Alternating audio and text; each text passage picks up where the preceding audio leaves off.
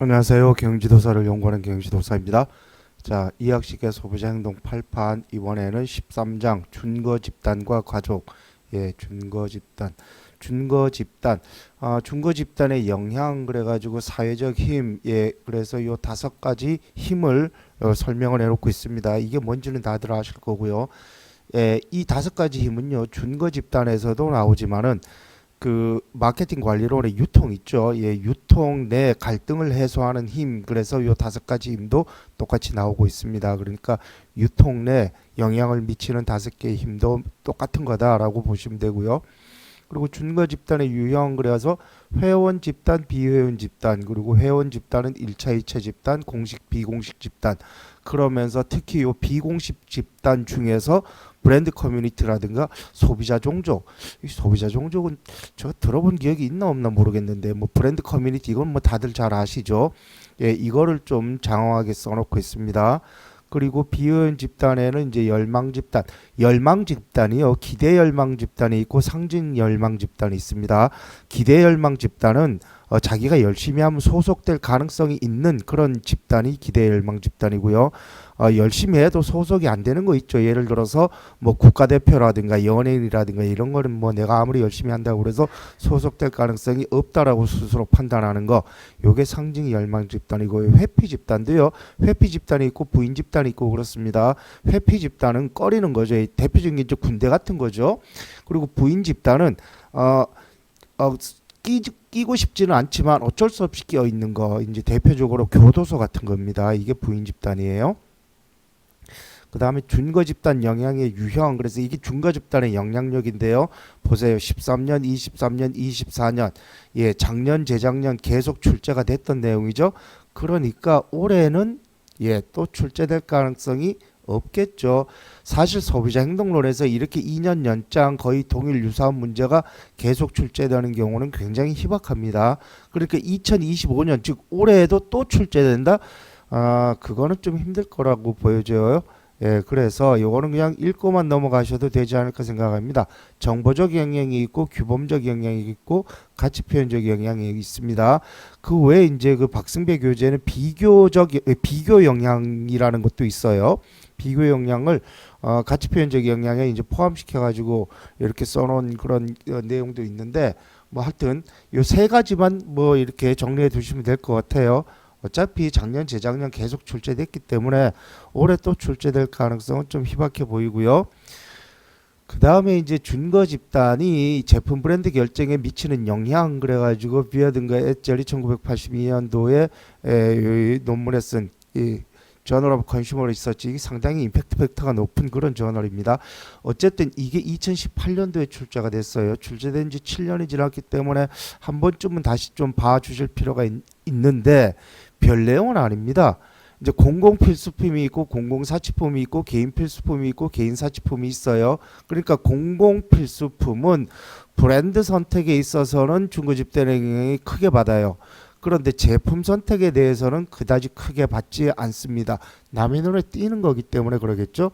그리고 공공 사치품은 제품 선택도 그렇고 브랜드 선택도 그렇고 둘 다 크게 영향을 받습니다.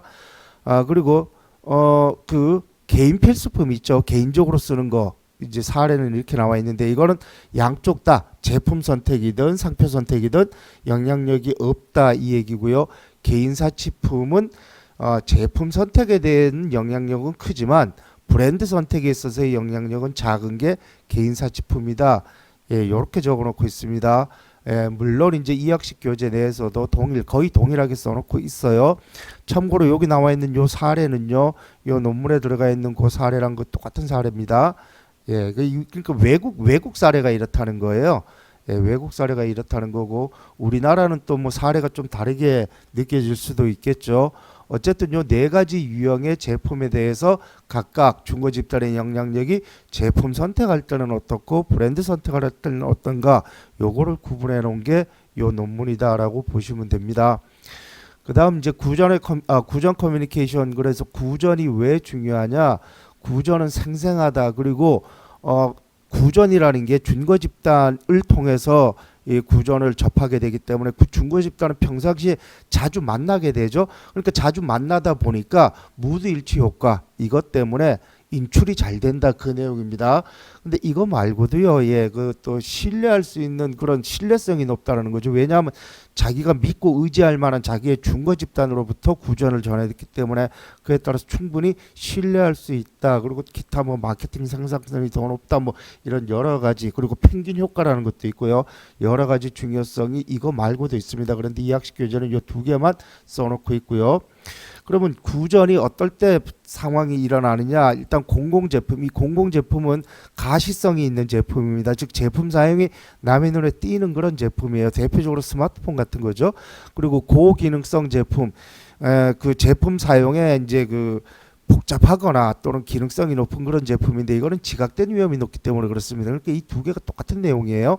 그리고 객관적 평가 기준이 모호하다. 이게 대표적으로 서비스입니다. 그리고 친숙하지 않은 제품, 이게 대표적으로 신제품이죠. 예, 이럴 경우에 이제 구전이 쉽게 발생을 한다. 그 내용이고요. 그리고 온라인 구전과 온라인 네트워크 그래가지고 온라인 구전은 모르는 사람과도 정보 교환이 잘 일어나고 또 전달 속도도 굉장히 빠르죠. 그리고 소멸이 안 된다는 그런 특징들이 있습니다. 그게 온라인 구전의 특징이고요. 그 다음에 이제 온라인 구전을 활용하는데 바이럴 마케팅이나 온라인 커뮤니티를 활용을 하면 좋다. 뭐 이거는 뻔한 내용이고요.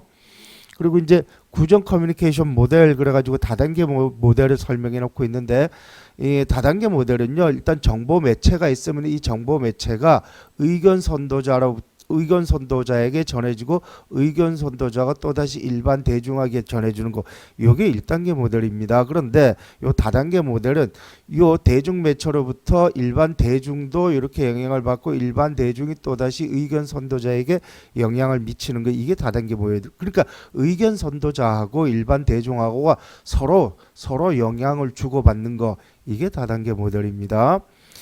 그리고 사회적 성향 그래가지고 이렇게 네 가지 유형의 소비자를 이렇게 적어놓고 있습니다. 그러니까 의견 선도력이 약하냐 강하냐, 정보 탐색 능력이 약하냐 강하냐 그래가지고 고립된 소비자, 독립된 소비자, 의존적 소비자, 통합된 소비자, 이렇게 네 명의 소비자 유형을 적어놓고 있는데요.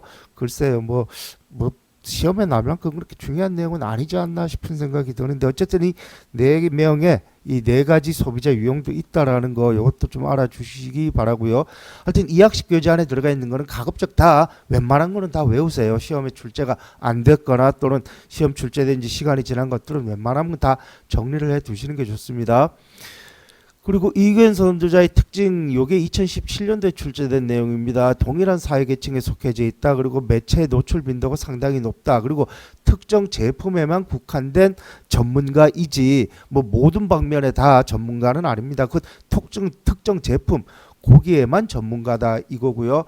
사교성과 혁신성이 굉장히 높죠. 그리고 집단의 규범과 가치에 충실한 이런 특징들을 의견 선도자는 보이고 있다. 그래서 의견 선도자의 유형이 뭐 시장 정보 전문가가 있고 대리 소비자가 있고 또 인플루언서라는 것도 설명을 해놓고 있습니다. 이 뭐 내용만 들어도 대충 뭔 내용인지 알겠죠.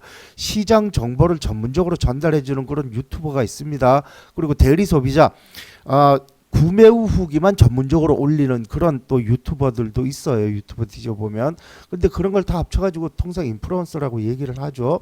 뭐 그런 내용을 써놓고 있고, 그리고 의견 선도자 파악 방법 또는 의견 선도력 측정 방법, 여타의 교재는 의견 선도자 파악 방법이라고 써놓고 있습니다.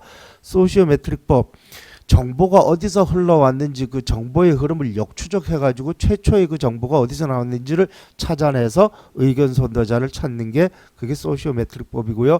전문가한테 물어보는 겁니다. 누가 의견 전문가입니까? 의견 선도자입니까? 그 바닥에서 이렇게 물어보는 거고요. 자기보고법, 예, 이거는 뭐 설문을 통해서 내가 얼마나 의견 선도자 자질을 가지고 있느냐, 그건 설문을 통해서 이제 자기가 그냥 이렇게 평가하는 거고요. 기타 이제 탐색법이라는 것도 있습니다. 막 여기저기 이제 어떤 뭐 유튜브라든가 이런 블로그 같은 걸 뒤져가지고 누가 의견 선도자인지 찾아내는 게 그게 일반적인 탐색법이에요. 그런 것도 있고, 그리고 의견 선도자를 활용하는 마케팅 시사점, 이 버즈 마케팅이요.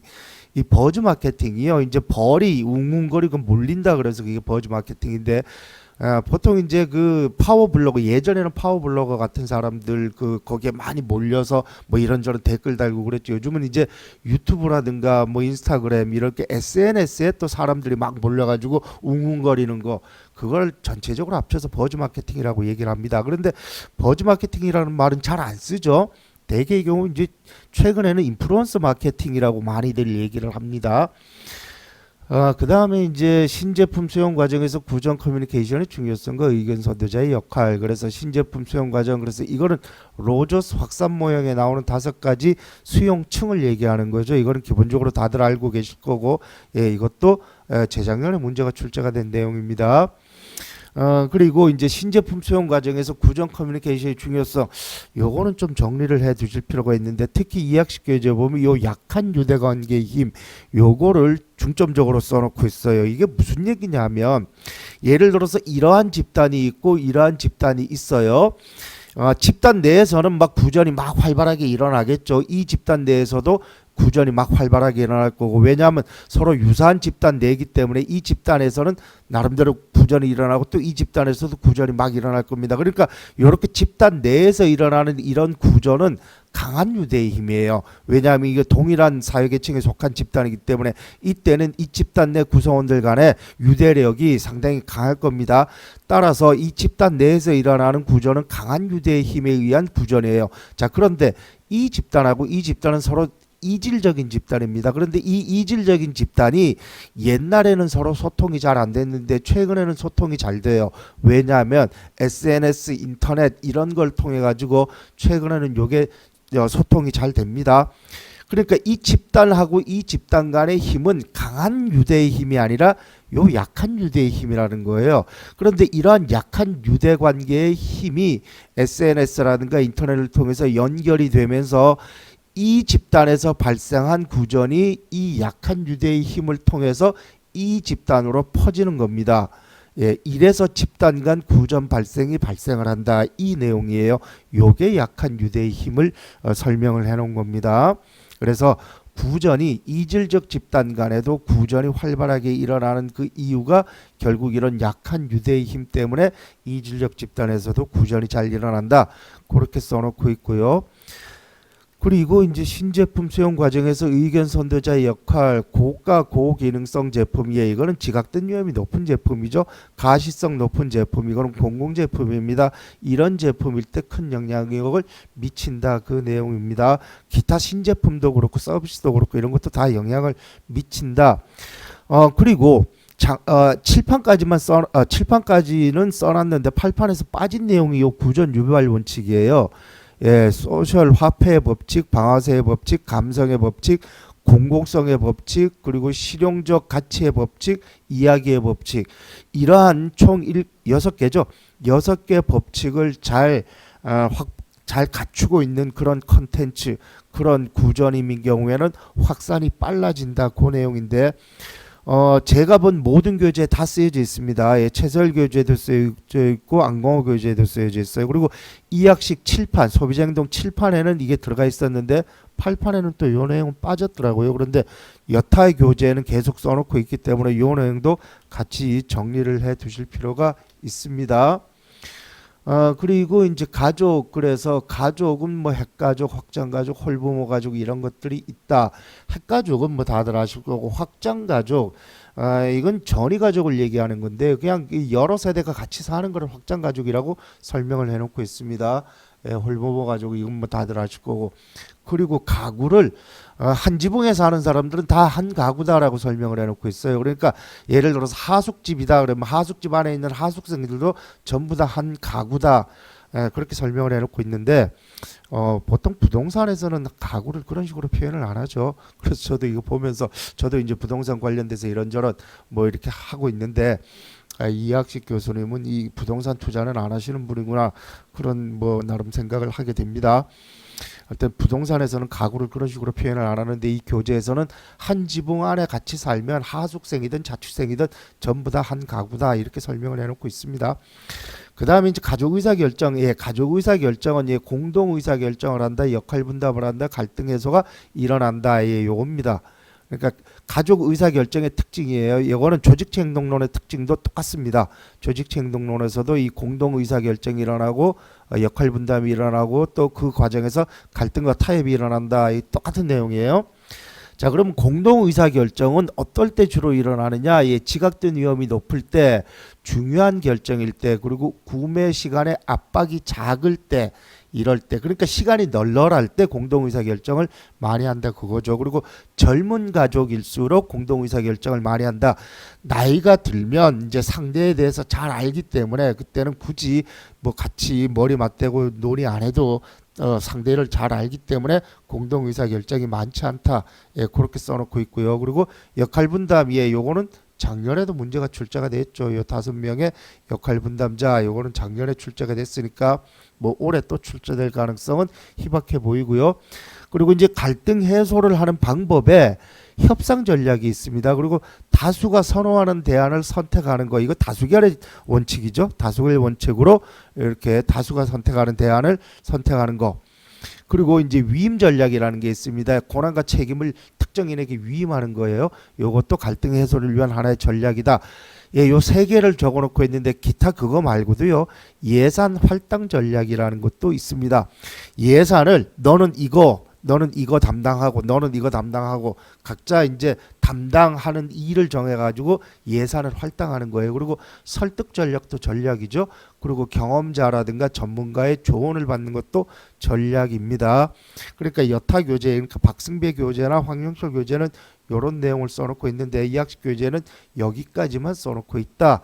예, 그런 것도 같이 정리를 해두시고요. 그리고 제품 선택에 대한 남편과 아내의 영향, 이거는 뭐 20년 전 교재나 지금 교재나 똑같이 써놓고 있습니다. 이렇게 삼각형으로 그래가지고 여기는 아내가 결정하는 영역, 여기는 남편이 결정하는 영역, 여기는 공동으로 같이 결정하는 영역, 뭐 이렇게 해가지고 이 그림 뭐 한 20년 전 소비자 행동론 교재에도 똑같이 들어가 있었어요. 이게 뻔합니다. 이 아내가 결정하는 거 뭔지 아시죠? 그리고 남편이 결정하는 거 이것도 뭔지 아시고, 예, 부부가 같이 결정하는 뭐 이것도 뭔지 다 아시죠? 그 내용입니다. 이게 그거고요. 그리고 이제 소비자 사회화가 예, 2013년도에 한번 출제가 된 이후로 출제가 안 됐습니다.